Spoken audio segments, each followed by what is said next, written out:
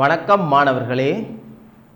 Don தொலைக்காட்சியின் கல்வி சேவையினூடாக மீண்டும் ஒரு முறை உங்களை சந்திப்பதில் பெரும் மகிழ்வு அடைகின்றேன். சென்ற வகுப்பு நாங்கள் காவிகள் தொடர்பான சில வினாக்களை அவதானித்தோம். சில மாணவர்களின் வேண்டுகோளுக்கிணங்க இந்த காவிகள் பாடத்தின் அடிப்படை விடயங்கள் சம்பந்தமாக கேட்டுக்கொண்டார்கள். தங்களுக்கு அடிப்படை விடயங்கள் சம்பந்தமாக விளங்கப்படுத்துமாறு கேட்டுக்கொண்டார்கள். அதற்கிணங்க நான் அந்த காவிகள் பாடத்தின் அடிப்படை விடயங்களுடன் உங்களுடன் கலந்து ஆலோசிக்கலாம் என நான் நினைக்கின்றேன். ரைட், விஷயத்துக்கு வருவோம் பிள்ளைகள். காவிகள் பாடத்தின் அடிப்படை விடயம் சம்பந்தமாக நாங்கள் விடயத்துக்கு வருவோம். சரி, நீங்கள் பௌதிகவியல்ல கற்கைக்கையும் ஏற்கனவே நீங்கள் எங்கட இணைந்த பாடத்திலும் நீங்கள் காவிகள் தொடர்பாக ஏற்கனவே கற்றிருப்பீர்கள். காவிகள் சம்பந்தமாக ஏற்கனவே நீங்கள் கற்றிருப்பீர்கள். சில விடயங்கள் உங்களுக்கு தெரிந்திருக்கும், சில விடயங்கள் தெரியாமலும் இருக்கும். நாங்கள் அடிப்படையில் இருந்ததை பார்த்துக்கொள்வோம் என்ன மாதிரி என்று. ரைட், இப்போ பௌதிக கணியங்களின் வகைகள் என்று இருக்கு. என்ன, பௌதிகவியலில் படிச்சிருப்பீங்க. பௌதிக கணியங்களின் வகைகள் 2 வகைகள் இருக்கு. ஒன்று எண்ணிக்கணியம், அடுத்தது காவிக்கணியம். எண்ணிக்கணியம், அடுத்தது காவிக்கணியம். எண்ணிக்கணியம் என்றால் நீங்கள் ஏற்கனவே கற்றிருப்பீர்கள். அதான் அடிப்படையான உங்களோட பௌதிகவியலில் நீங்கள் ஸ்டார்டில் படிச்சிருப்பீங்க. அது மாதிரி நீங்கள் இணைந்த பாடத்திலையும் படிச்சிருப்பீங்க. ரைட், எண்ணிக்கணியம் என்றால் என்ன? எண்ணிக்கணியம் என்றது பருமனை மட்டும் கொண்டுள்ள கணியங்கள். பருமன் மட்டும் இருந்தால் அதை சொல்றது எண்ணிக்கணியம் என்று. காவிக்கணியம் என்று சொன்னால் பருமனையும் திசையையும் கொண்ட கணியங்கள். பருமனையும் திசையையும் கொண்ட கணியங்கள் காவிக்கணியங்கள் எனப்படும். ரைட், அப்போ கணியத்தில் தனிய பருமன் இருக்கணும், காவி கணியத்தில் பருமனோட திசையும் சேர்ந்து வரும். சரி, உங்களுக்கு மேலதிக விடயங்கள், உங்களுக்கு உதாரணம் வந்திருக்கும். என்ன, உங்களுக்கு எண்ணிக்கணியத்துக்கு நீங்கள் உதாரணங்கள் பார்த்துருப்பீங்க. நேரம் ஒரு எண்ணிக்கணியம். என்ன, நேரம் ஒரு எண்ணிக்கணியம். அதே மாதிரி திணிவு ஒரு எண்ணிக்கணியம். அதே மாதிரி வேலை ஒரு எண்ணிக்கணியம். என்ன, பருமனை மட்டும் கொண்டுள்ளவை. அதே மாதிரி காவிக்கணியம் என்று சொன்னால் பருமனும் திசையும் இருக்கணும். சரி, வேகம், நாங்கள் ஒரு குறிப்பிட்ட திசையில் ஒரு வேகமாக போகிறோம் என்று திசையோட சொல்லுவோம். என்ன, வேகம் ஆர்முருகல் ஒரு இந்த திசையில வேகமாக ஆர்முருகி கொண்டு போகிறோம் என்று சொல்லுவோம். அதை விட உந்தம், விசை, இவை காவிக்கணியத்துக்கு உதாரணங்களாக அமையும். அப்ப நாங்க இப்ப அடிப்படையான 2 விஷயம், எண்ணிக்கணியம், காவிக்கணியம். எங்களுக்கு தேவையானது என்ன? நாங்க என்ன பாடத்துல படிக்க போறோம்? இப்ப காவிக்கணியம். என்ன, காவி என்ற பாடத்துல அப்ப காவிக்கணியம். அப்ப காவி பாடம் எங்கட காவிக்கணியத்துக்குள்ள வரப்போகுது. ஏன்? காவிக்கு பருமனும் இருக்கு, திசையும் இருக்கு. அதனால நாங்கள் காவிக்கணியத்துக்குரிய காவி பாடத்துக்குள்ள வருவோம். ரைட், அடுத்த விஷயத்தை பாருங்கோ. காவிகள். காவிகள் என்றா என்ன? நீங்க ஏற்கனவே டெபினிஷன் உங்களுக்கு தெரிஞ்சிருக்கும். பௌதிகவியல்ல நீங்க படிச்சிருப்பீர்கள். என்ன, பௌதிகவியல்ல நீங்க படிச்சிருப்பீர்கள். காவிகள் என்றா என்ன? பருமனையும் திசையையும் கொண்ட கணியங்கள். பருமனையும் திசையையும் கொண்ட கணியங்கள் காவிக்கணியங்கள் எனப்படும். பருமனையும் திசையையும் கொண்ட கணியங்கள் காவிக்கணியங்கள் எனப்படும். அப்ப நீங்க யோசிக்கலாம், பருமனையும் திசையையும் கொண்ட எல்லா கணியங்களும் காவிக்கணியங்கள். ஆனால் எங்கட பாடத்துல நாங்கள் எல்லாத்தையும் விட எல்லா காவிக்கணியங்கள் நிறைய இருக்குது. அதுக்குள்ள நாங்கள் எங்களுடைய முக்கோண காவி கூட்டல் விதிக்கும் விசை இணையர, அதாவது எங்களோட விசை இணையர விதிக்கும் என உட்படாதவையும் சிலதுகள் இருக்குது.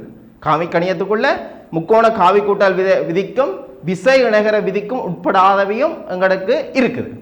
சரிதானே? அப்ப அதுக்குரிய உதாரணங்கள் என்னென்ன சொல்லுங்க பாப்போம். சுழற்சி இயக்கம். சுழற்சி இயக்கத்துல திசை இருக்குது, ஆனா எங்கட முக்கோண காவி கூட்டல் விதியால அதை பாவிக்க இயலாது. என்ன, சுழற்சி இயக்கம். வேற என்ன, உங்களுக்கு நீங்க ஏற்கனவே படிச்சது அதே மாதிரி 2-3 உதாரணங்கள் இருக்குது. சரிதானே? அப்ப விசை இணையர விதிக்கு உட்படாத கணியங்களை விட்டுட்டு நாங்கள் எங்களுடைய காவி கூட்டல் விதிக்கும் விசை இணையர விதிக்கும் உட்படுற மாதிரி தான் இந்த பாடம் எங்களுக்கு அமைக்கப்பட்டிருக்கு, காவிகள் என்ற பாடம். அப்ப அதை உட்படுற வினாக்கள் தான் எங்களுக்கு இங்க கேள்வியாக கேட்கப்படும். அப்ப உங்களுக்கு இப்ப காவிகள் என்றா என்னன்னு தெரிஞ்சிருக்கணும்.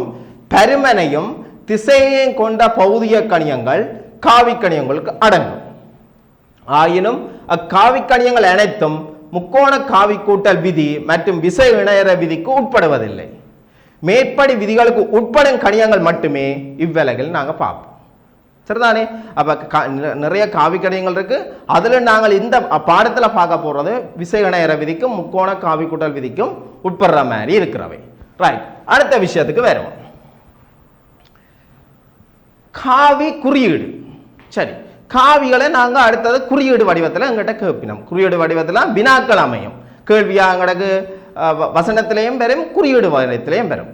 சரி, 2 முறையில் நாங்கள் காவிகளை என்ன செய்யலாம்? குறிப்பிடலாம். 2 முறையில் நாங்கள் காவிகளை குறிப்பிடலாம். அதாவது முதலாவது முறை கேத்திர கணித முறை. என்ன? முதலாவது முறை கேத்திர கணித முறை, 2வது முறை அச்சர கணித முறை. இந்த 2 முறையிலையும் நாங்கள் காவிய குறிப்பிடலாம். என்னென்ன முறை? கேத்திர கணித முறையிலையும் அச்சர கணித முறையிலையும் நாங்கள் காவிகளை என்ன செய்யலாம்? குறிப்பிடலாம். குறியீடு முறையாக குறிப்பிடலாம். ரைட், அடுத்த விடயத்துக்கு வருவோம். பாருங்கோ, கேத்திர கணித முறை. கேத்திர கணித முறை என்று சொன்னால் பிள்ளைகள் கவனிச்சு கொள்ளுங்கோ, காவியானது திசை குறித்த கோட்டு துண்டத்தினால், காவியானது திசை குறித்த கோட்டு துண்டத்தினால் குறிக்கப்படும். அப்ப என்னது? கேத்திர கணித முறை. கேத்திர கணித முறை என்று சொன்ன என்னது? காவியானது திசை குறித்த கோட்டு துண்டத்தினால் குறிப்பிடப்படும். சரி, நீங்க கேத்திர கணிதம் வந்து நீங்கள் காபோதா சாரணத்தில எல்லாம் கற்றிருப்பீங்களே. என்ன கேத்திர கணிதம் வந்து அங்கே உருக்களால கீறுறது. என்ன உரு வடிவம்? என்ன இதுல பாருங்க, ஒரு கோட்டு துண்டத்தில் நாங்கள் காட்டியிருக்கிறோம். அதுக்கு ஒரு திசை அம்புக்குறி மூலமாக ஒரு திசையை குறிச்சிருக்கிறோம். ஏன்னா அதுதான் கேத்திர கணிதம். அங்கால நாங்க பார்க்க போறது அச்சர கணித வடிவம், ஆங்கில சிறிய எழுத்துக்கள். கேத்திர கணிதம் என்று சொன்னால் நாங்கள் ஓயில கற்ற மாதிரி, எங்களோட காபோதா சாதாரணத்தில் கற்ற மாதிரி நாங்கள் ஒரு படத்தின் மூலமாக குறிப்பிடுறது. படத்தின் மூலமாக குறிப்பிடக்க நாங்கள் ஒரு நேர்கோட்டு துண்டமாக குறிப்பிடுறோம். என்ன? அந்த நேர்கோட்டு துண்டம் தான் அதிண்ட பெருமனா இருக்க போகுது. என்ன? பெருமனும் திசையும் கொண்ட கணியங்கள் காவி கணியங்கள். அப்ப நேர்கோட்டு துண்டத்தின் அந்த அந்த நீளம் தான் அதிண்ட பெருமனா இருக்க போகுது. திசை என்று சொல்றது நாங்கள் அதுல காட்டுற அம்புக்குறி. அப்ப கட்டாயம் நாங்கள் கேத்திர கணித வடிவத்தில் குறிக்க, கேத்திர கணித வடிவத்தில் நாங்கள் காவிய குறிக்க ஒரு நேர்கோட்டு வடிவத்தில் நாங்கள் என்ன செய்வோம்? அதிண்ட திசையை காட்டுறதுக்கு அம்புக்குறி இடுவோம். சரிதானே? அது கேத்திர கணிதம் வடிவம். என்ன? கேத்திர கணித வடிவத்தில் நாங்கள் நேர்கோட்டு துண்டத்தை காட்டி போட்டு அதில் அம்புக்குறி இடுவோம். ரைட், அடுத்த விஷயம் கேத்திர கணிதத்துக்கு அடுத்தது அச்சர கணித முறை. அச்சர கணித முறை என்று சொல்றது என்ன? ஆங்கில சிறிய எழுத்துக்களால குறிக்கிறது. என்ன? அதுக்குள்ள ஒரு சின்ன கோடு வரும். அல்ல மேல முந்தைய காலத்தில் மேல கோடு போடுறவை, இப்பத்திய வர்ற பேப்பர் எல்லாத்துலேயும் காவியாளுக்கு கீழே கோடு அல்லது தடித்தெழுத்து, ஆங்கில சிறிய எழுத்துன்ற தடித்தெழுத்தால குறிக்கணும். என்ன? அப்ப 2 முறையில குறிக்கலாம். ஒன்று அச்சர கணிதம், கேத்திர கணிதம். அந்த 2ஐயும் சேர்த்து தான் உங்களுக்கு அதுல ஒரு கேள்வி வரைக்க என்னென்ன பிள்ளைகள் வருது சொல்லுங்க. அப்பம் கவனிச்சு கொள்ளுங்க. இப்ப ஏற்கனவே நாங்கள் படிச்சுனாங்களே. என்ன? ஏற்கனவே நாங்கள் என்னென்று படிச்சுனாங்கள் கொஞ்சம் கவனிச்சு கொள்ளுங்க.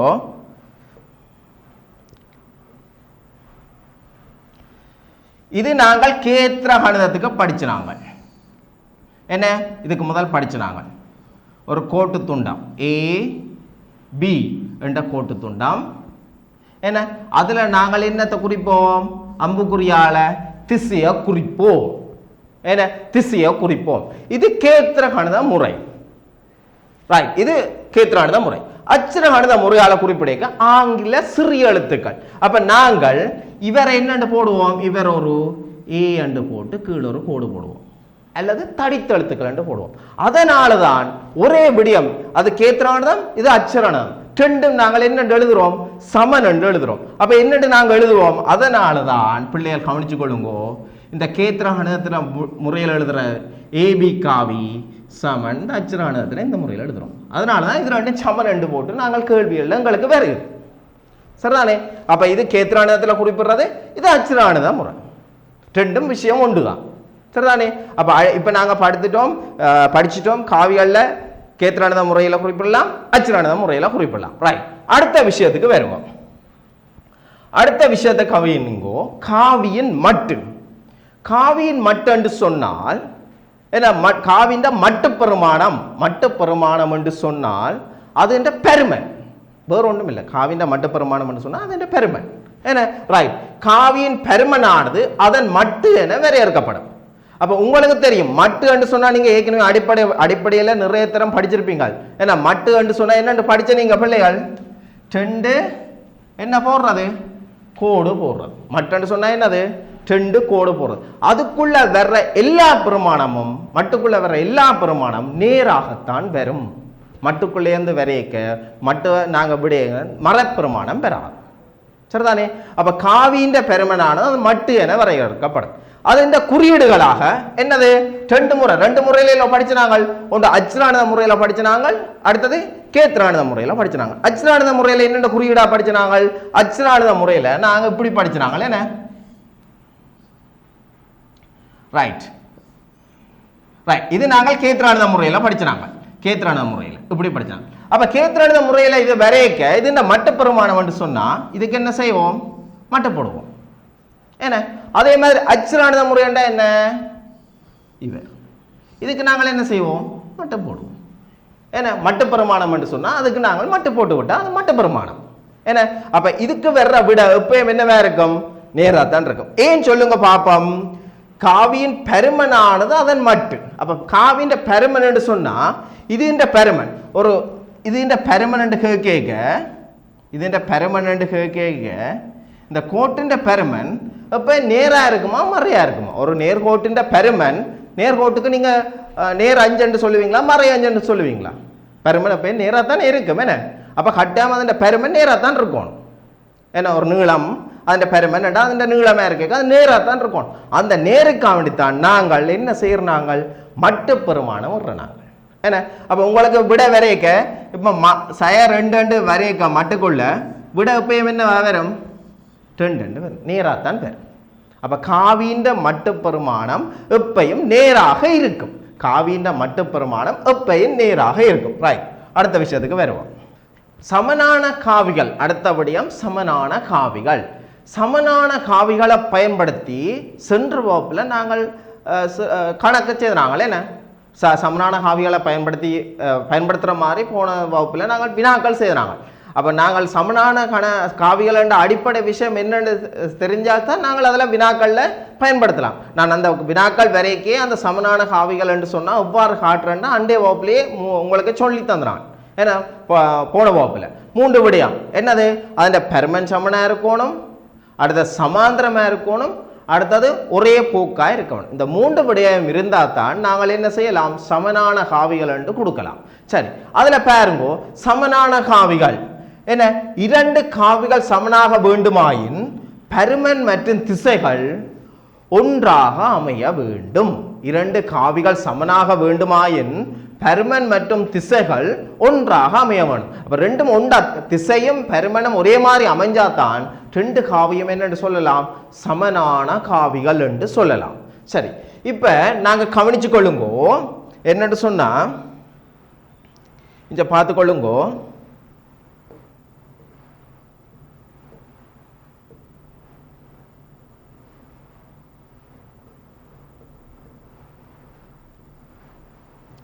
இங்க கவனிச்சு கொள்ளுங்கோ. 2 காவிகள் இருக்கு. ஏ காவி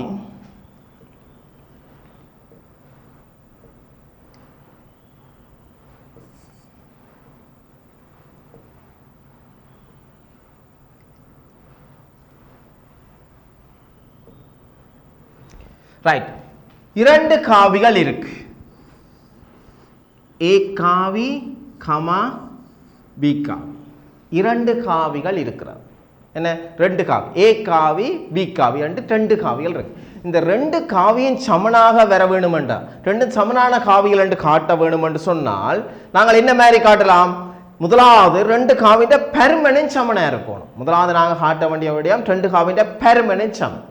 அதே மாதிரி 2 காவியும் சமாந்திரம். மூன்றாவது 2 காவியும் ஒரே போக்கில் அமையும். அதை நாங்கள் எழுதி காட்டப்படும். அப்போ உங்களுக்கு தெரியும் பெருமன் சொன்னால் இப்பதான் படிச்சுனாங்க என்ன பெருமன் சொன்னால் என்னது? மட்டு பெருமானம். அப்ப நாங்கள் என்ன செய்வோம்? இந்த முதலாவது விஷயம் இந்த 2 காவிக்கும் என்ன பெருமன் சமன். என்ன பெருமன் சமன். சரி, அதுல 2வது விஷயம் ரெண்டாவது விஷயம் என்ன கவனிச்சு கொள்ளுங்க. ரெண்டாவது விஷயம் அது இந்த காவி சமாந்திரம். என்ன இந்த ரெண்டு காவியும் சமாந்திரம். மூன்றாவது விடயம் இந்த ரெண்டு காவியும் ஒரே போக்கு. இந்த மூன்று விஷயம் பிள்ளைகள் இருக்கணும். இந்த மூன்று விஷயம் இருந்தால் தான் நாங்கள் ரெண்டு காவிகளும் சமன் என்று சொல்லலாம். என்ன மூன்று விஷயம் இருக்கணும். என்னென்ன விஷயம்? முதலாவது பெருமன் சமனா இருக்கணும், இரண்டாவது சமாந்திரமாக இருக்க வேண்டும், மூன்றாவது ஒரே போக்காக இருக்க வேண்டும். அந்த மூன்று நிபந்தனையும் உங்களுக்கு காட்டியிருக்கு. என்ன பெருமன் சமனா இருக்கணும், சமாந்திரமாக இருக்க வேண்டும், அடுத்தது இரு காவிகளும் ஒரே போக்கூடியதாக இருக்க வேண்டும். அப்படி இரண்டும் ஒரே மூன்று நிபந்தனையை திருப்தி செய்தா இந்த ரெண்டு காவியும் என்னவா இருக்கும்? ரெண்டு காவியும் சமனாக இருக்கு. சரிதானே? இது முக்கியமான விஷயம். உங்களுக்கு பெரும்பாலான கணக்கில் இந்த விடயம் தேவைப்படும். என்ன முதலாவது காவியின் பெருமன் சமனா இருக்கணும், இரண்டாவது சமாந்திரமா இருக்கணும், மூன்றாவது ஒரே போக்கூடியதாக இருந்தா இந்த ரெண்டு காவியும் என்னவா இருக்கும்? சமனா இருக்கும். ரைட், அடுத்த விஷயத்துக்கு வருவோம். அடுத்த விடயத்துக்கு வருவோம். ரைட், கவனிச்சு கொள்ளுங்க. ஆகவே இரண்டு காவிகள் சமனாவதற்கு நாங்கள் முக்கியமாக கணக்குகள் வினாக்கள் வரையக்க அந்த மூன்று நிபந்தனையும் கொடுத்துத்தான் இரண்டு காவிகளும் சமனாக வரும் என்று காட்ட வேண்டும். சரிதானே? அது சம்பந்தமான வினாக்கள் போன வகுப்புலையும் செய்தாங்க, இந்த வகுப்புலையும் அதை பார்ப்போம். சரி, அடுத்ததுக்கு வருவோம். அடுத்தது பாருங்கோ, காவி கூட்டல். எங்களோட கணக்குன்ற 95 விதமான கணக்குகள் இந்த காவி கூட்டல் முறையை வச்சுக்கொண்டு நாங்கள் செய்து முடிச்சிடலாம். எல்லா வினாக்குள்ளேயும் இது வரும். ஏன்னா காவி கூட்டல், அதுக்கு காவி கூட்டலுக்கு கீழே பாருங்கோ முக்கோண காவி கூட்டல் நாங்கள் பேர் வச்சிருக்கோம். அப்போ உங்களுக்கு அந்த பேரிலேயே விஷயம் விளங்கணும். முக்கோணம் வரைக்கும் நாங்கள் காவி கூட்டல் விதியை பயன்படுத்துகிறோம்.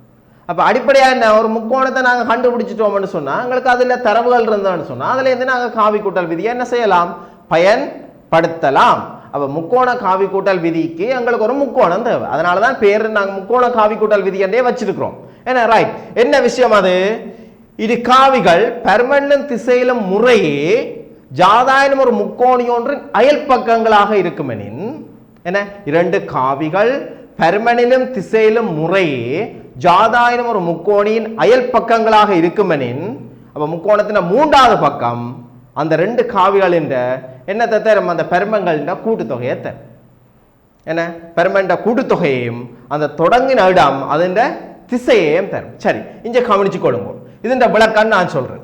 இரண்டு காவிகள், இப்படி ஒரு காவி இருக்குது. சரிதானே? இதை நாங்கள் ஏ பி என்று வைப்போம்.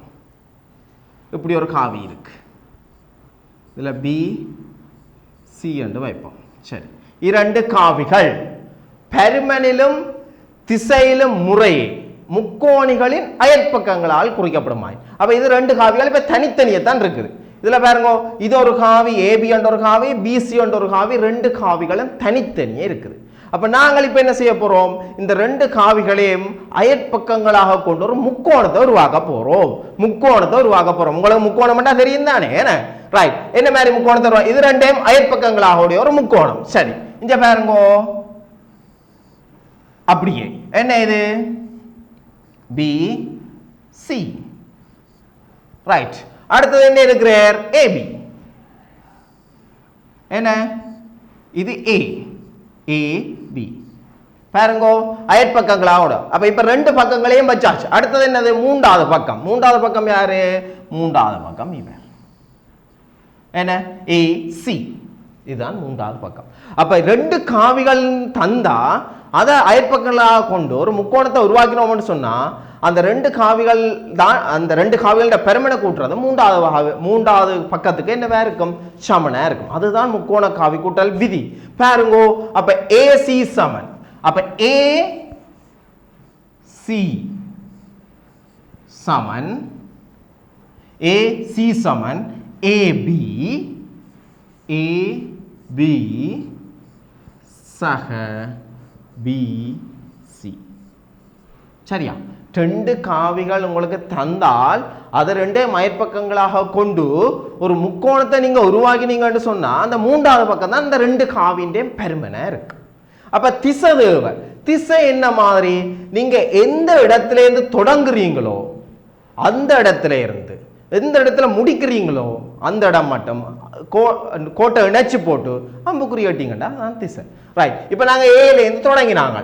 ஏல இருந்து பி, பில இருந்து சி. அப்ப தொடங்கின இடம் யாரு? ஏ. முடிச்ச இடம் யாரு? சி. அவை இதுதான் அது என்னவா இருக்கும்? திசையா இருக்கும். அதுதான் முக்கோண காவி கூட்டல் விதி. ஏல இருந்து பிக்கு வந்தாங்க, பில இருந்து சிக்கு போனாங்க. அப்ப ஏல தொடங்கினாங்க, சில முடிச்சினாங்க. அப்ப ஏல இருந்து சிக்கு நாங்கள் திசை என்ன குறிக்கிறாங்க? அம்புக்குறி மூலமா என்ன பருமன் அந்த ஏசி. சரிதானே? இதுதான் உங்களோட பாடத்துல பெரும்பாலான இடத்துல தேவை இந்த முக்கோண காவி கூட்டல் விதி. ரைட். இந்த முக்கோண காவி கூட்டல் விதி ரைட் முக்கோணியும் மூன்றாம் பக்கத்தினால் குறிக்கப்படும். இந்த விஷயம் விளங்கிட்டு தானே? ரைட். அடுத்த விடயத்துக்கு வருவோம். பாருங்கோ, கூட்டப்படும் இரண்டு காவிகளும் ஒரே சுழியில் குறிக்கப்படல் வேண்டும். சரி, அப்ப என்னன்னு பாத்துறாங்க? கூட்டப்படுற ரெண்டு காவிகளும் ஒரே சுழியில் குறிக்கப்பட வேண்டும். இது இந்த விளக்கத்தை பாருங்க பிள்ளைகள். கூட்டப்படும் இரண்டு காவிகளும் ஒரே சுழியில் குறிக்கப்பட வேண்டும். அப்ப நான் அப்போது சொன்னான் இது ஏ பி இப்படி வருது. அடுத்தது பி சி, ரெண்டு காவிகள். என்ன? ரெண்டு காவிகள். அப்ப முக்கோண காவி கூட்டல் விதி பயன்படுத்துறோம்னா இதை கொண்டு ஒரு முக்கோணத்தை உருவாக்க வேண்டும். அப்ப முதல் பாத்துறாங்க என்ன? சரி, இதை கொண்டு ஒரு முக்கோணத்தை உருவாக்குறேன். ஏ பி. அடுத்தது பி சி. ரைட். இந்த கவனியுங்கோ, இந்த ஏபியும் பிசியும் பாருங்க ஒரே சுழியில இருக்கு. பாருங்க இப்படி போகுது, ஒரே சுழியிலே இருக்குது. ஏபியும் பிசியும் ஒரே சுழியிலே இருக்கு. இந்த பக்கமா அப்படி போகுது. என்ன? ஒரே சுழியிலே இருக்கு. அதான் ஒரே சுழியில் குறிக்கப்பட வேண்டும். விளையல் காவியானது விளையுள். அப்ப விளையல் யாரை பாத்துறாங்க?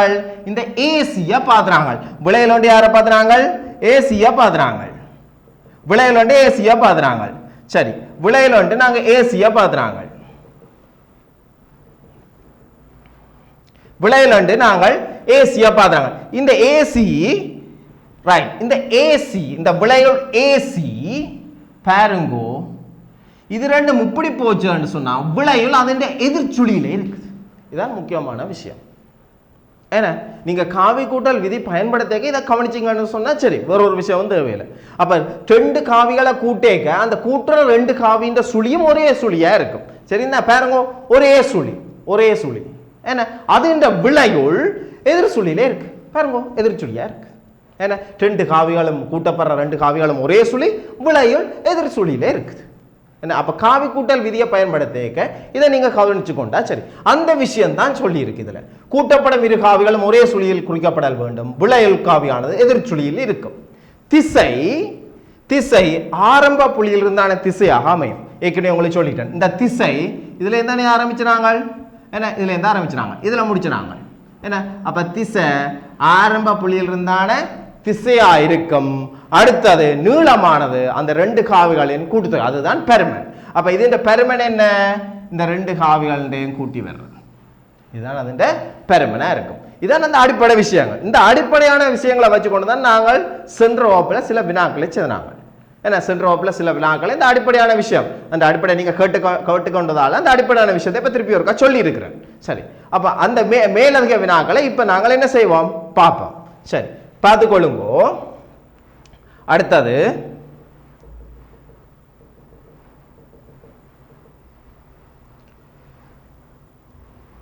சரி, நாலாவது வினா ஏபிசிடி ஓர் நாட்பக்கல் AB comma BC comma DC என்பன P comma Q comma R என்னும் காவிகளால் என்பவற்றால் குறிக்கப்படுகின்றது.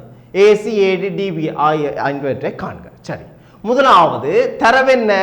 ஏபிசிடி ஒரு நாட்பக்கல். அப்ப நாட்பக்கல் என்று சொன்னா நாங்க 4 பக்கங்களோட ஒரு நாட்பக்கலை கீறுவோம். என்ன? ரைட், 4 பக்கங்களோட ஒரு நாட்பக்கலை கீறுவோம். ஏபிசிடி ஒரு நாட்பக்கல். சரி, 4 பக்கம் உள்ள ஒரு நாட்பக்கலை கீற போறோம். பாருங்க, சும்மா கீறேன்.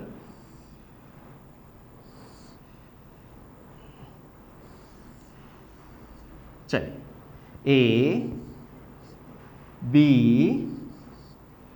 சி டி அவை 4 பக்கம் இருக்குது 4 பக்கம் இருக்குது 4 பக்கம் உடைய நாட்பகல் நான் சதுரமோ செவ்வமோ கூறையில அது நாட்பகலுக்குள்ள வரும் ஏன்னா அதுக்கு விசேட பேர் இருக்கு அப்ப 4 பக்கம் உடைய ஒரு நாட்பகலை நான் கீறிட்டேன் ரைட் ஏபிசிடி ஒரு நாட்பகல் ஏபி பிசி டிசி என்பன பிக்யூஆர் என்பவற்றால் குறிக்கப்படுகிறது ரைட் இப்போ உங்களுக்கு வினாவில் தந்திருக்கு ஏபி காவி ஏபி என்றது பி காவினால் குறிக்கப்படுகிறது அப்ப நீங்க அந்த தரவை படத்துல முதலாவது என்ன செய்திரணும் குறிச்சிரணும் அப்ப ஏபி என்று சொன்னால் எது ஏபி இதுல இருந்து இவர் அப்ப இந்த ஏபிய என்னன்னு குறிக்கிறேன் பாருங்க ஏபி என்றத பி ஏல இருந்து பி எல்லாம் இந்த இருக்கு ஏபி என்ன முதலாவது என்ன பி அப்ப ஏபிய நாங்க என்னன்னு குறிப்போம் பி என்று குறிப்போம் முதலாவது விடயம் முடிச்சாச்சு அடுத்தது பிசிய கியூ என்று குறிக்க போறோம் பிசி Q ரெண்டாவது அடுத்தது DC R DC இப்படி போகுது DC R சரி நாங்க முதலாவது கேள்வியில நாட்பகல்னு சொல்லி இருக்கு அப்ப நாட்பகல்னு சொன்னபடியா நாட்பகல்ல படத்தை குறிப்போட்டோம் என்ன 4 பக்கம் முடியாது சரிதானே ஒரு நாட்பகல் அதுக்காண்டி முதல் சொன்ன விஷயம் மாதிரி சிறப்படியால் விட்டுட்டு சுமார் 4 பக்கங்களோடைய ஒரு ரூபா மூடிய ஒரு ரூபாய்க்கு இருக்கும் ரைட் அதுக்கப்புறம் தந்த தரவா படத்தில் என்ன செய்யுங்கோ குறியுங்கோ குறிச்சிட்டீங்கன்னு சொன்னால் உங்களுக்கு அடுத்த பார்க்க ஒரு முக்கோணத்தை கண்டுபிடிக்கிறது அதுல இருந்து வினாக்கள் அமைகிறதா தான் இருக்கும் மிக இலகுவா இருக்கும் ஏன்னா ரைட் கஷ்டப்பட தேவையில்லை ரைட் குறிக்கப்படுன்றது ஏசி சரி கவனிச்சு கொள்ளுங்கோ ஏசி ஏசி என்று சொன்னா இவர் ஏசி என்றது யாரு இவர் ஏசி என்றது இவர் சரிதானே ஏசி என்றது இவர் சரி அப்போ உங்களுக்கு அண்டைக்கும் நான் சொன்னான் இப்பயும் சொன்னான் என்ன உங்களுக்கு தேவையான விஷயம் என்ன டக்காண்டு அந்த பக்கத்தோட ஒரு முக்கோணி உங்களுக்கு கண்ணுக்கு தெரியுதான்னு கண்டுபிடிக்குங்க வேறு ஒன்றும் இல்லை முக்கோணி கண்ணுக்கு தெரியத்தானே வேணும் என்ன மேத்ஸ் படிக்கிறவங்களுக்கு முக்கோணம் கண்ணுக்கு தெரியத்தானே வேணும் ரைட் அப்போ உங்களுக்கு ஏசி முதலாவது கேள்வி ஏசி அப்போ ஏசியை அயற்பக்கமாக ஒரு முக்கோணி ரைட் ஏசி பாருங்கோ இதுதான் அந்த ஏசி அப்ப ஏசி அயற்பக்கமாவுடைய முக்கோணி உங்களுக்கு தெரிஞ்சிருக்கும் என்ன 2 முக்கோணி இருக்கு ஏபிசி என்ற ஒரு முக்கோணி இருக்கு ஏடிசி என்ற ஒரு முக்கோணி இருக்கு 2 முக்கோணி இருக்கு ஏபிசி என்ற ஒரு முக்கோணி இருக்கு ஏசிடி என்ற ஒரு முக்கோணி இருக்கு அந்த 2 முக்கோணியிலையும் தரவுகள் எதுக்கு கூட இருக்கும் அந்த முக்கோணி எடுங்க என்ன அந்த 2 முக்கோணியிலையும் தரவு உங்களுக்கு தெரிஞ்ச முக்கோணியில் எந்த முக்கோணியில தரவு உங்களுக்கு தெரியுமா இருக்கும் அந்த முக்கோணி எடுக்கும் ரைட் அப்ப நான் இப்ப என்ன எடுக்க போறேன் எந்த முக்கோணி எடுக்க போறேன் இந்த முக்கோணியை எடுக்கிறேன் சரி முக்கோணம் ஏ பி சியில் முக்கோண காவி கூட்டல் விதி காவி கூட்டல் விதி சரிதானே பிள்ளைகள் எந்த முக்கோணியில நீங்க காவி கூட்டல் விதி எடுக்க பாவிக்கிறீங்கன்னு எழுதி காணுங்க இந்த முக்கோணியில நான் காவி கூட்டல் விதி பாவிக்கிறேன் அவ்வளவுதான் சரி அப்ப முக்கோணம் ஏபிசியில் முக்கோண காவி கூட்டல் விதி உங்களுக்கு யார் கேள்வி ஏ சி கேள்வி ஏசி சமன் ரைட் ஏசி சமன் ஏபி ஏபி சக பிசி காவி கூட்டல் விதி பாவிச்சிட்டேன் ஏசி தான் எனக்கு காண வேண்டிய பக்கம் ஆவே ஏசி சமன் ஏபி சக பிசி என்ன அப்போ உங்களுக்கு எல்லாமே தெரியும் ஒரு முக்கோணியை கண்டுபிடிச்சு அதில் காவி கூட்டல் விதி பாவிக்கிறீங்க இதை பாவிச்சுக்கண்டாவே உங்களுக்கு இலவா மார்க்ஸை பெற்றுடலாம் காவி கூட்டல் விதி எழுதுறதுக்கே உங்களுக்கு மார்க்ஸ் இருக்குது புள்ளிகள் இருக்குது அப்போ நாங்கள் முதலாவது காவி கூட்டல் விதி பாவிச்சிட்டோம் சரி இப்போ எங்களுக்கு ஏபிக்கு பதிலாக அந்த ஏபி காவிக்கு பதிலாக ஏற்கனவே தரவுல தந்தாச்சு ஏபி காவிக்கு பதிலாக ஏற்கனவே உங்களுக்கு தரவுல தந்தாச்சு என்னென்று தந்தது பி காவி என்று தந்தாச்சு அப்ப ஏபி காவிக்கு பதிலா நீங்கள் என்ன செய்ய போறீங்க ஏபி காவிக்கு பதிலா பாருங்கோ ஏபி காவிக்கு பதிலா ரைட் ஏபி காவிக்கு பதிலா இங்க கவனிங்கோ ரைட் இங்க கவனிங்கோ ஏபி காவிக்கு பதிலா நாங்கள் இதுல பி காவி சரி ஏபி காவிக்கு பதிலா பி காவி அதே மாதிரி பிசி காவிக்கு பதிலா கியூ காவி ஆவே ஏசி காவின் விட என்ன பி காவி பிளஸ் கியூ காவி சின்ன விஷயம் என்ன முக்கோண காவி கூட்டல் விதியை பாவிச்சுட்டு தந்த தரவுகளை பிரதியிட்டு விட்டா சரி அவ்வளோதான் பெரிய பெரிய கணக்குக்கும் இதான் செய்ய போறோம். நாங்க முக்கோண காவி கூட்டல் விதி தான் பின்னால வர்ற காவிய கேள்விகளுக்கு எல்லாம் செய்ய போறோம். சரி, இந்த 2021ஆம் ஆண்டு நடந்த 20ஆம் ஆண்டு நடந்த பேப்பர் எல்லாம் பார்ப்போம் நாங்கள். ரைட். அப்ப காவி கூட்டம் முதலாவது வினா எங்களுக்கு முடிஞ்சுது. ஏன்னா முதலாவது வினா முடிஞ்சுது. அடுத்தது ரெண்டாவது வினாக்கு வருவோம். ரெண்டாவது வினா ஏடி கேள்வி. ஏடி சரி, ஏடி என்றது உங்களுக்கு பார்க்க தெரியணும். ஏடி உங்களோட படத்துல ஏடி டக்கண்ட ஏடி என்று கேட்டோம், படத்துக்கு ஏடிக்கு போங்க. ஏடி என்றது யாரு? இந்த இருக்கிற படத்துல ஏடி, இவர் தான் ஏடி. அப்ப உங்களோட படத்துல ஏடி என்று சொல்றது இவர். சரியோ? ஏடியை பார்த்துட்டீங்களோ படத்துல? ஏடிய படத்துல பார்த்தீங்கன்னு சொன்னா அடுத்த ரெண்டாவது வேலை என்ன? ஏடிய அயற்பக்கமாக கொண்ட ஒரு முக்கோணியை செலக்ட் பண்றது. ஏன்னா நீங்க தெரிஞ்செடுக்கிறது. ஏடிய அயற்பக்கமாக கொண்ட முக்கோணி இதுல ஒன்று கிடக்குது. என்ன வடிவ நேராவை கண்ணுக்கு முன்னாலே இருக்கு, ஏடிசி. அவ என்ன செய்ய போறீங்க? ரெண்டாவது வினாக்கு முக்கோணம் ஏடிசியில் முக்கோண காவி கூட்டல் விதியை பாவிக்க போறீங்க. காவி கூட்டல் விதி. ரைட். முக்கோணம் ஏடிசியில முக்கோண காவி கூட்டல் விதியை பாவிக்க போறீங்க. ரைட். பாருங்கோ, எங்களுக்கு தேவையான கேள்வியில் கேட்கப்பட்ட கேள்வியில இருக்கிறது என்ன? ஏடிய காணணும். அப்ப ஏடி தான் எங்களுக்கு தேவை. அப்ப நாங்க முதலாவது எழுதுவோம் ஏடி. ரைட். ஏடி சமன் ரைட் ஏடி ஏசி சக சிடி. ஏசி சக சிடி. ரைட். ஏசி சக சிடி. அப்போ நாங்கள் முக்கோண காவி கூட்டல் விதியை இங்கே பாவிச்சிட்டோம். இனி என்ன? தந்த தரவை நாங்கள் ஏற்கனவே மேல வினாவில் பெற்ற விடையும் இதில் என்ன செய்ய போகிறோம்? பிரதியிட போகிறோம். கவனிச்சு கொள்ளுங்கோ. ரைட். இங்கே பாருங்கோ, இதில் பாருங்க ஏசி. ஏற்கனவே வினாவில் நாங்கள் பெற்றுட்டோம். ஏற்கனவே முதலாவது கேள்வியிலேருந்து பெற்றுட்டோம். ஏசி சமன் என்னது? பி காவி பிளஸ் கியூ காவி. சரி, அடுத்தது சிடி. அடுத்தது என்ன? சிடி. ரைட். இங்க பாருங்கோ, இதுல ஒரு விடயம் இருக்குது. ரைட். இதுல பாருங்கோ ஒரு விடயம் இருக்குது. என்ன விடயம் பிள்ளைகள்? எங்களுக்கு டிசி தான், டிசி காவி தான் என்னட்டு தந்திருக்கு? R2 தந்திருக்கு. டிசி தான் R2 தந்திருக்கு. நாங்கள் யாரை கண்டுபிடிக்கணும்? சிடியை கண்டுபிடிக்கணும். எங்களுக்கு டிசி தான் R2 தந்திருக்கு. நாங்கள் யாரை கண்டுபிடிக்கணும்? சிடியை கண்டுபிடிக்கணும். சரி, அப்ப சிடி என்று சொன்னா நீங்க ஒன்றும் செய்ய தேவையில்லை. என்ன?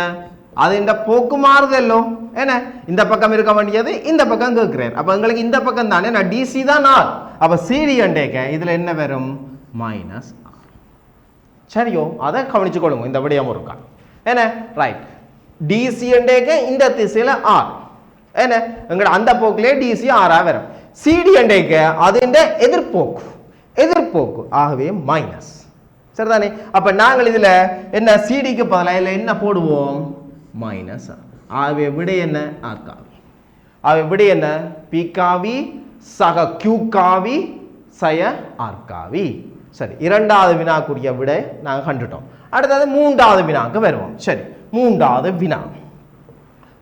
வினாக்கு வருவோம். இந்த கவனிங்கோ மூன்றாவது வினாவை. ரைட். இந்த கவனிங்கோ.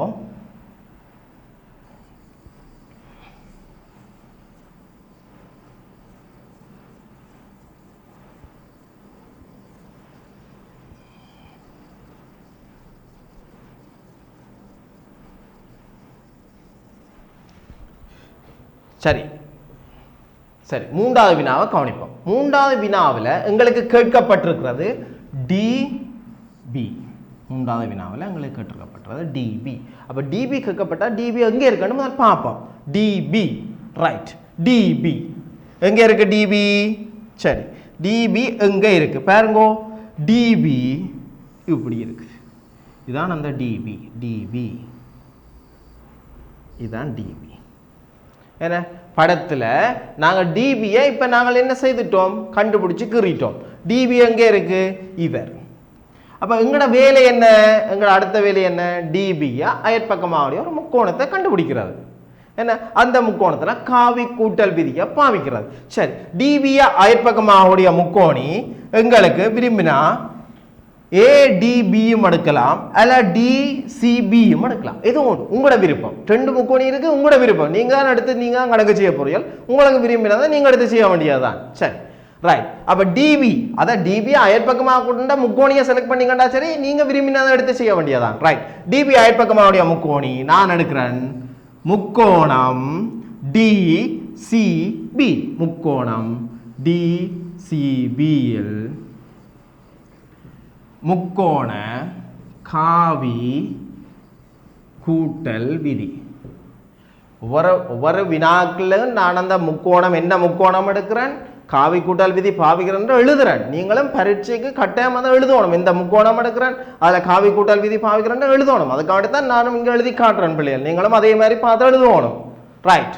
அப்ப டிசிபியில் எங்களுக்கு கேள்வி டிபி. ரைட். டிபி தான் எங்களோட கேள்வி. சரிதானே? டிபி எங்களோட கேள்வி. சரி. டிபி சமன் டிசி சக சிபி. டிசி சக சிபி.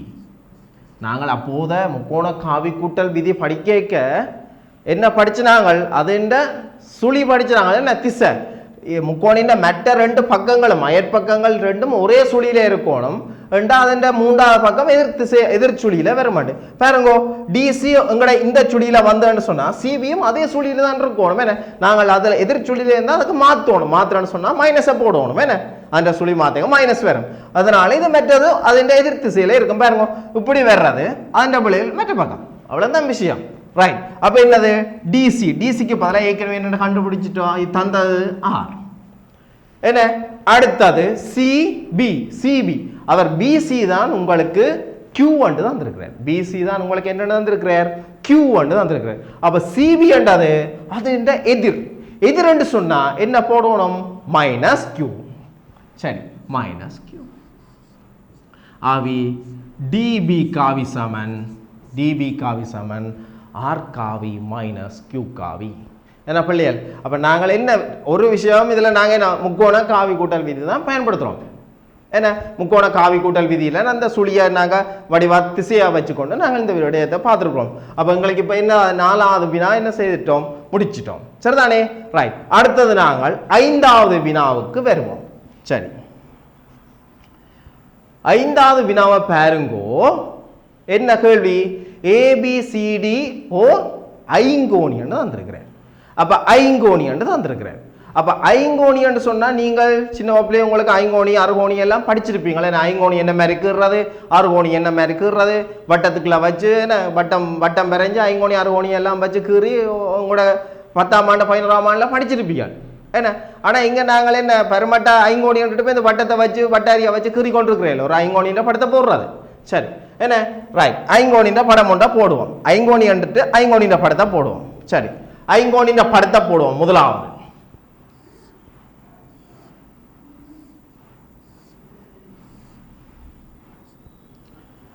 பெரும்பாலான மாணவர்கள் என்ன செய்யணும்னு சொன்னா, ஐங்கோணி என்று சொன்னா அது அவையில கண்ணுக்கே அந்த படம் தெரியுமோ தெரியல, அப்படிதான் கொப்பில கீறணும். ஏன்னா அப்படி நீங்க கீறாதீங்க, படத்தை கொஞ்சம் பெருசா போடுங்க. பெருசா போட்டா தான் செய்ய ஆசையா இருக்கும். கணக்கு டக்குன்னு செய்து கொண்டு போகலாம். இது கண்ணுக்கே தெரியாத ஒரு குட்டி படத்தை போட்டு நீங்க கணக்கு செய்தீங்கன்னு சொன்னா உங்களுக்கு அது கஷ்டமா தான் இருக்கும். அது அப்ப படத்தை பெருசா போடுங்க. ரைட். அப்ப என்ன, ஏ பி சி டி இ ஓர் ஐங்கோணி. முதலாவது விடயம் எங்களோட படத்துல ஏபிசிடி ஓர் ஐங்கோணி. சரி, அதுக்கப்புறம் முதலாவது கேள்வி என்ன கேட்டிருக்கு, முதலாவது வினா என்ன கேட்டிருக்கு, முதலாவது வினா உங்களுக்கு கேட்டிருக்கு ஏபி சக பிசி சக சிடி. என்ன ஏபி சக பிசி சக சிடி. ரைட். ஏபி சக பிசி சக சிடி என்பவற்றை காண்க. சரி, என்ன மாதிரி காணலாம், ஏபி சக பிசி சக சிடி என்பவற்றை காண்கலாம். என்ன மாதிரி காணலாம் என்று பார்ப்போம்.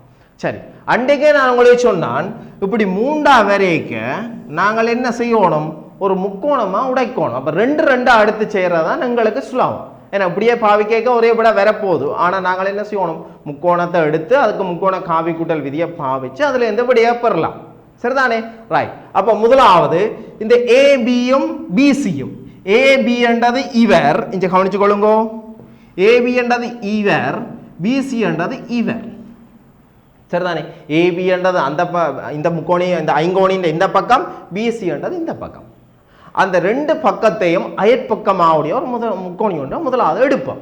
என்ன அந்த முக்கோணி என்ன கண்டுபிடிச்சிட்டீங்களோ? ரைட், இவர் தான் அந்த முக்கோணி ஏபிசி. என்ன அந்த ரெண்டு முக்கோணியையும் அயற்பக்கமாக உடைய முக்கோணி ஏபிசி. அப்ப என்ன முதலாவது வேலை, முக்கோணம் ஏபிசி இல் முக்கோண காவி கூட்டல் விதி. சரி, அப்ப முக்கோணம் ஏபிசியில் முக்கோண காவி கூட்டல் விதி. அப்ப என்னது எங்கட முக்கோணம் ஏபிசியில என்ன வர போகுது? ரைட், இந்த கவனிங்கோ, ஏ பி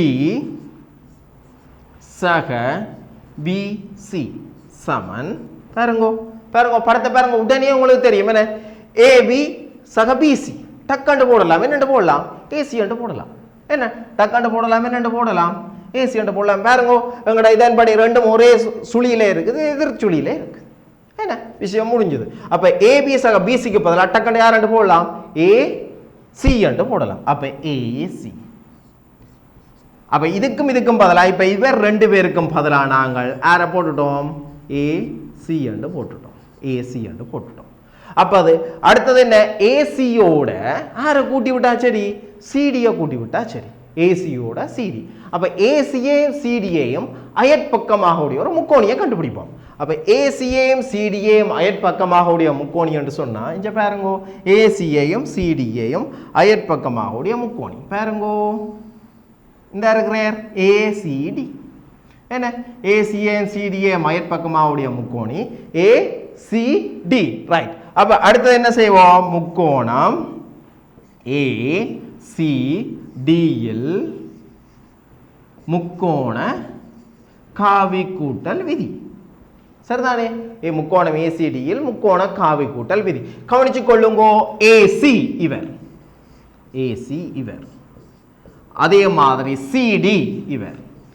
ரைட், இங்க பாருங்க, சிடி இவர், சிடி. அப்ப ஏசி சக சிடி இந்த ஒரே போக்கு, அதன் எதிர்போக்கு என்ன, அதன் விட ஏ டி. ரைட். அப்ப முதலாவது வினாக்கு விட ஏடி. பிள்ளைகள் உங்களுக்கு அந்த மூண்டையும் கூட்டினாலும், ஏபி சக பிசி சக சிடி, இந்த மூண்டையும் கூட்டினாலும் உங்களுக்கு ஏடி தான் வரப்போகுது. ஆனா நீங்க முக்கோண காவி கூட்டல் விதியை பயன்படுத்தி செய்வோம். என்ன அது நல்லா. சரி, அப்ப முதலாவது வினா எங்களுக்கு அதுல முடிஞ்சிச்சு. இனி ரெண்டாவது வினாக்கு வருவோம். ரெண்டாவது வினா இங்க பாருங்க, ரெண்டாவது வினா, ரெண்டாவது வினா, ரெண்டாவது வினாவில் என்ன கேட்டிருக்கு, பிசி சக சிடி, பிசி சக சிடி. ரைட், பிசி சக சிடி கேட்டிருக்கு, பிசி சக சிடி பாருங்க, பிசி சக சிடி. ரைட், பிசி பிசி சக சிடி கண்ணுக்கு முன்னாலே இருக்கு. என்ன பார்த்தோன்னா டக்குன்னு உங்களை சுலபமான வேலை, ஏன்னா கஷ்டம் இல்லை, அங்காலையும் இதே மாதிரி தான் செய்து கொண்டு போக போகிறோம். அப்போ உங்களுக்கு அடிப்படையான விஷயங்கள் இப்படி போட்டு கொண்டு போனீங்கன்னா உங்களுக்கு அதை வச்சு கொண்டு கணக்கில் செய்கிறது சரியான சுலபமாக இருக்கும். அப்போ பிசிஏ சிடிஎம் அயற்பக்கமாவுடைய முக்கோணி பிசிடி. ஏன்னா டக்குன்னு முக்கோணியை கண்டுபிடிக்கிறது சுலபமான வேலை தானே, முக்கோணியை கண்டுபிடிக்கிறது. அப்போ முக்கோணம் பிசிடியில் முக்கோண காவி கூட்டல் விதி, முக்கோணம் பிசிடியில் முக்கோண காவி கூட்டல் விதி. ரைட், பிசிடியில் என்ன வர போகுது, பிசி சக சிடி சமன் என்னென்று பேரும் சொல்லுங்க, பிசி சக சிடி சமன் பிடி, அவை சமன் பிடி, பிசி சக சிடி சமன் பிடி. என்ன அப்ப எங்கட ரெண்டாவது வினா முடிஞ்சு, பிசி சக சிடி பாருங்க, இது ரெண்டும் ஒரே போக்கில் இருக்கு, பிசிஎன் சிடி ஒரே போக்கில் இருக்கு, பிடி எதிர்போக்கில் இருக்கு. அது ரெண்டாவது வினா முடிஞ்சது. அடுத்தது மூன்றாவது வினா, மூன்றாவது வினாவை கவனிச்சு கொள்ளுங்கோ. மூன்றாவது வினா, மூன்றாவது வினா. சரி, மூன்றாவது வினா, மூன்றாவது வினா ஏ பி மைனஸ் ஏஇ, ஏஇ அப்போ உங்களுக்கு இந்த வினாவில் எல்லாத்துலேயும் நாங்கள் பார்த்து இப்போ எல்லா வினா நாங்கள் நிறைய வினா பார்த்துட்டோம். அதில் எல்லா இடமும் சக சக சக என்ன நேர் அடையாளம் வந்தது. இங்கே என்ன வந்துட்டுது? மறை அடையாளம் வந்துடுது. இங்கே என்ன வந்துட்டு? ஒரு மறை அடையாளம் வந்துடுது. நீங்கள் இப்படியே செய்கிறதிலும் பார்க்க அது ஒரு நேர் அடையாளமாக மாற்றலாம். அப்போ நேர் அடையாளமாக மாற்றணும்னு சொன்னால் உங்களுக்கு தெரியும் என்ன ஒரு நேர் அடையாளமாக மாற்றணும். இப்போ நீங்கள் இந்த விடயம் உங்களுக்கு ஏற்கனவே ஞாபகப்படுத்தி விடுறேன். இங்கே பாருங்க, ஏபி காவிய என்னென்று போடலாம்? மைனஸ் பிஏ காவியன்று போடலாமல்லோ. என்ன ஏபி காவிய மைனஸ் അതിൻ്റെ போக்கு மாறேக்க அதுக்கு முன்னால் ஒரு மைனஸ் வரும். ஏபி காவிய மைனஸ் பிஏ காவியன்று போடலாம். என்ன അതിൻ്റെ போக்கு மாறேக்க அதுக்கு முன்னால் ஒரு மைனஸ் வரும். ஏன்னா அந்த மைனஸ் ஒன்று வரும். அப்போ நாங்கள் இந்த ஏஇ காவிய அதுன்ற ஒருக்கா போக்க மாற்றி பார்ப்போமா? ஏன்னா சக வரணும்னு யோசிப்போம். இப்படியே வைக்கிறதுல பிரச்சனை இல்லை. ஒரு சக வந்தால் என்ன விலகமாக நாங்கள் கணக்கை கொண்டு போகலாம்ன்றதுக்காண்டி இந்த ஏஇ காவிய நான் அதுன்ற போக்க மாற்ற போகிறேன். ஏஇ காவின்ற போக்க மாற்றினேன்னு சொன்னால் இந்த ஏஇ காவி இருக்குது பாருங்கோ, ஏஇ காவி இருக்கு. அதுன்ற போக்க மாற்ற போகிறேன்னு சொன்னால் என்னட்டு போடலாம்? மைனஸ் இ ஏ காவியன்று போடலாம். போடலாமல்லோ? மைனஸ் இஏ காவியன்று போடலாம். அப்போ நான் இப்போ என்ன செய்ய போகிறேன்னு சொல்லுங்க. அப்போ இப்போ நான் என்ன செய்ய போகிறேன்னு சொன்னால் கவனிச்சு கொள்ளுங்கோ. இந்த ஏபி அப்படியே இருக்கு, ஏபி அப்படியே இருக்கு, ஏபி காவி அப்படியே இருக்கு. இதில் இந்த மைனஸும் அப்படியே இருக்கு, இந்த மைனஸும் அப்படியே இருக்கு. இந்த ஏக்கு பதிலாக மைனஸ் என்ன போட போகிறேன்? மைனஸ் இ ஏ காவியன்று போடுறேன். இ ஏ காவி சரியோ? அப்போ மைனஸ் இஏ காவியன்று போட்டேன்னு சொன்னால் இந்த சய தர சய என்ன சயதர சய என்னவா போயிடும்? சகண்டு வந்துடும். சயதர சய சகண்டு வந்துடும். ஆவே ஏபி காவி சக இஏ காவி. அப்ப ஏபி காவின்றது இவர், என்ன இஏ காவி என்று சொன்னது இவர். அப்ப ஏபி காவி இவர், இஏ காவி இவர். சரிதானே? ரைட். இந்த டக்கண்டு பாருங்க, ஏபி காவி. அப்ப ஏபி காவி இவர், இஏ காவி இவர். அப்ப இந்த முக்கோணியில என்ன முக்கோணம்? முக்கோணம் என்னது? முக்கோணம்